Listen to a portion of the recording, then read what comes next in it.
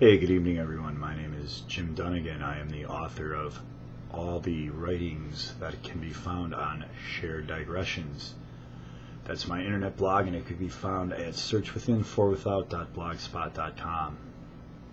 I want to thank everyone for viewing in, and tonight I'm going to be reading Blood Dripping Down Glasses is the name of the piece. When I was young, most kids were asses.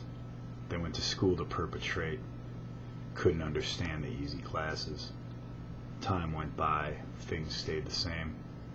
I lived my life by the rules of someone else's game. I had to wear a patch because I had bad sight. The kids liked to talk, and Dad said go ahead and fight.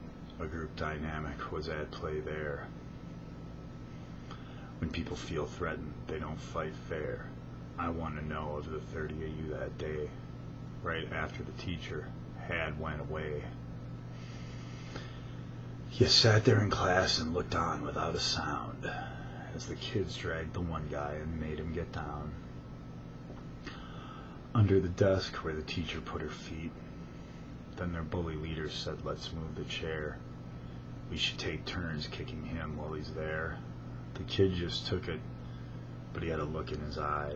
He said, I'd like to choke the air from you. In the by and by, the kids went in circles, kicking the boy. The other kids watched, and they made a move not to stop. That kid cringed under the desk, and the kicks continued up top. Finally, the kids went away, but the guy getting kicked, he never forgot that day. Kids grow old and they get on with things. We never really think about the things our choices bring. A lot of trouble, a lot of dealing with some asses. But that's the way it goes when you have blood dripping down your glasses. The kid don't hate the ones who did the crime. They probably live under that fear all the time. Their tools are anger and fear. They feel weak. They project their strength here. There are people, for the sake of their souls, I hope they feel regret and it hits near and dear. What can we do about something so long ago? Most people deny it and say they don't know. I think the way the kid could have been spared was for the 30 in the classroom to get up out of their chairs. The lazy ones who watched and just sat by might as well have been the ones assaulting that poor guy. Today those kids might have went to jail. Strong enough to survive there, not from what I know, fail. Don't shed a tear for those kids that get kicked. They might get hurt, but they won't get licked. They can only turn out two ways, good or bad. The difference sometimes depends on the choices that so-called good kids had.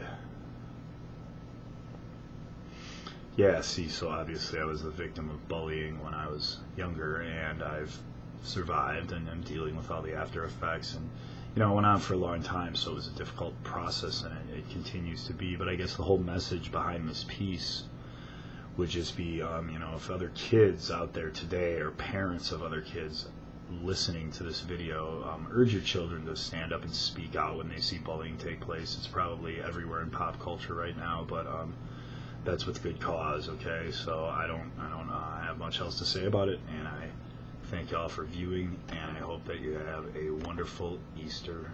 Good night.